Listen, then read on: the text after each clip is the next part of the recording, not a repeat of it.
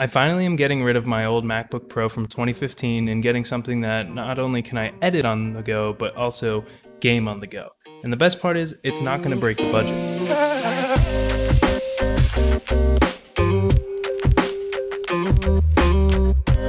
Alright, so here's the story. I went to bestbuy.com and I was perusing around as you do.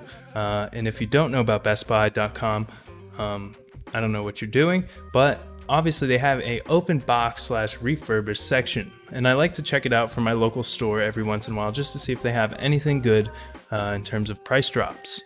So lo and behold, I went on there and I found a brand new, essentially brand new laptop, and this one was, as the title says, a Lenovo Legion 5i. This one in particular was enticing to me, not only because of the price tag, which was $868, but also because of the specs and the fact that it said excellent condition, but it was not Best Buy refurbished or guaranteed. I mainly say this just because I want to keep the fact that I want to be the first one to ever open up the laptop if I have to, which I did. I threw in an extra 8 gig stick, but we'll get to that later. So the one that I have here is spec'd up with a i7 10th generation 10750H, which is a 6-core 12 thread, and that actually turbos all the way up to 5 gigahertz, which I was super surprised being an AMD user on my main rig. It also comes with a GTX 1660 Ti. It did come with 8 gigabytes of GDDR4 RAM at 2933 megahertz and a 500 gigabyte NVMe SSD. So overall, I feel like I did pretty good getting it at $860 or $868, I should say, right around there. Just because looking online, these are going for at least $1,100 spec'd, and that's not even the best part. Not only did it come with all of those options at a low price, but I also actually ended up getting the RGB keyboard option thrown in as well, which is another additional cost if you were to order this from the factory. The screen is the cheaper of the options, I guess, in terms of what you want. It is, though, a 120 hertz display at 1080p. It's not bad. It has 40% sRGB coverage. That's really the biggest flaw for me. The color accuracy isn't always there, but that's fine because I'm often using an external monitor, and often I'm not actually doing full color grades on the work that I do. So in terms of upgradability, this one came with an 8 gigabyte stick, but I also ended up buying a cheap, just the same day, I ended up going with a 2400 megahertz stick of 8 gigabytes DDR4 RAM. So I just needed that 16 gigabytes, honestly, for workload. I wasn't really worried about the speed. I'm not trying to do any crazy overclocks or anything like that. I was just really looking for something to get me over, that 8 gigabytes is not really usable for me in terms of a working device. So not only can you add additional RAM sticks up to 16 gigabytes on this model, particularly with the Intel variant, but you can actually also change out the SSD, which is an NVMe drive, as well as there's an empty, just kind of 2.5-inch bay. So you can actually throw a drive in there or an SSD, which is what I'm going to do eventually. So you can really upgrade this thing, and it makes it a decent experience. Now the process to open it was pretty simple. All you had to do is take some screws off on the back plate there, and take a Phillips head, and go around the back. And once you completed, all you do is pry up on the back plate here, as you can see in this video, with a small pry tool, and it eventually kind of just pops right off. You'll notice your fan and cooling architecture, the empty SSD sled in my case, and the square shiny piece here. So that's the RAM housing, and all you need to do is simply pry it up with a screwdriver, and you'll notice you have your slots of RAM. Or you can easily pop those out. They're SODIMM RAM, so they're just kind of the half sticks, but they're super easy to find on Newegg or Best Buy or whatnot. So I think eventually I will order a faster set of RAM, but I'm totally okay with this running at 2400 megahertz. And you'll see in the later part of the video that it didn't really affect the benchmarks all too much, so I'm still really happy with the performance. Regarding the battery, that's kind of the biggest kind of downfall. If you were to try to do a full day of work on this thing, it's definitely not going to happen. Really, the full use on this thing, if you're actually running programs and kind of keeping it alive, because it does have full discrete graphics and it's running a 6-core processor, you're only going to get an hour and a half of battery life on this thing. So it's kind of a downfall of that. But with the large charging brick, you get a half an hour full charge with the Lenovo Quick Charge feature, so that's also kind of good. And honestly, I'm really using it plugged in Mostly it's the ability to have it, you know, be a 5-pound laptop, 1-inch thick that I can throw in my backpack and travel with and still get edits done. Now overall, this is a gaming PC, but on the exterior it's pretty sleek and kind of hidden. I like the small Legion branding on the lid with a little bit of like a reflective, glossy, multicolored finish. It looks actually really clean against the matte black of the exterior. Other than that, you'll just find the little Lenovo tab on the keyboard. So nothing here really screams gamer. And speaking of the keyboard, this one did also, as I mentioned, come with the addressable RGB keyboard. You can change that inside of the computer just with their Lenovo app, and you can change all the profiles. There's different wave settings and things like that. Nothing too complex, nothing too customizable, but it does work and you can change the color to what you want. So more on the keyboard, it is the Lenovo new True Strike keyboard, which is kind of a blend between a mechanical and a membrane keyboard. And honestly, after I typed out this script, I definitely enjoyed this keyboard and kind of realized what I liked about it. It has a tactile feel, so there's kind of a bump when you get to that second stage of the key, and it's almost like it gives me that mechanical feedback, which I'm used to, and it's fairly springy, so I can type pretty quick on this thing. So a couple specs of the True Strike, let me look over here real quick.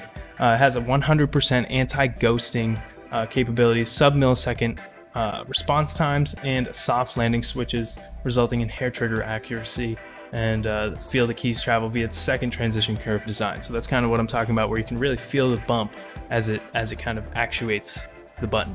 So on the back you have most of your I/O. Starting, obviously you have your charger, but you also have a full-size RJ45 Ethernet jack, 2 USB 3.2 jacks, 1 USB-C port, as well as a HDMI 2.2 port. So it's pretty featured, and that's not including, you also get 2 more USB 3.2s on the sides, and these are A, as well as a headphone jack, which is a multi-threaded jack. So for it's all just one, you don't get a separated mic and headphone audio. This thing was purchased as a work machine first, so I gotta see its rendering performance before I can even look at the gaming performance, because that's at the end of the day why I bought it. So I'm comparing this to my 3700X, rocking with 32 gigabytes of 3200 megahertz RAM and a 2080. So it's a little bit of a jump, but I'm really curious to see what the times are in terms of differences from shooting, in terms of differences in render time for 4K and 1080p video. And honestly, this thing is pretty on par with my rig. I wasn't really disappointed with any render times, and often I'm rendering for social media, so this is often 1080 by 1080 or vertical video, so it's not really super high res. If I'm doing 4K, I'm often downscaling to 1080p at the end of the day just to get those punch-ins and different effects. So really, I was impressed with how quick this thing rendered. The only thing that it struggled on was true 4K compression. So the extra 16 gigs of RAM and the extra 2 cores kicked in on my bigger computer, and as you can see by the chart, it definitely did not win in that race. But that's fine. I'm not really doing too much 4K rendering on the go. And I was kind of worried, side note, with the limitation of the 16 gigs of RAM, as I've used 32 gigs for quite a while. But I haven't ran into any limitations in terms of multitasking. I'll have, you know, Premiere, Photoshop, Illustrator open all at the same time, plus Google Chrome with 8 tabs on 2 monitors, and I'm really not noticing any chug until I start to render or anything like that. So really, I was pretty impressed with the performance in terms of productivity. All right, so enough work, let's game. So I downloaded 3 games for you. I downloaded Doom Eternal, Rogue Company, as well as Fall Guys. I figured those are pretty mainstream games. Doom Eternal is going to show you kind of that FPS performance. Obviously, I didn't really feel like throwing Call of Duty on here because it is a work machine and it's, you know, a 300 gigabyte download. I'm not trying to do that right now before I get that SSD in here. So let's check out the benchmarks. And honestly, in all 3 of these, I was in plus 100 FPS. As you can see, they were all extremely playable and all of them were on relatively high settings. So I was super impressed. I did run into a quick issue with Doom Eternal.